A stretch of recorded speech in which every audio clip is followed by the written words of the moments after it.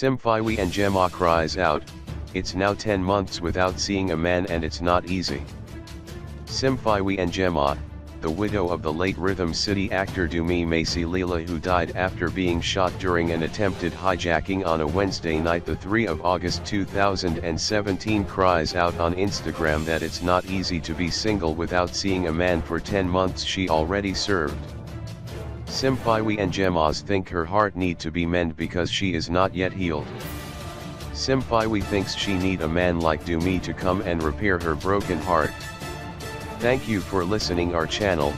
Please subscribe our channel for more hot news.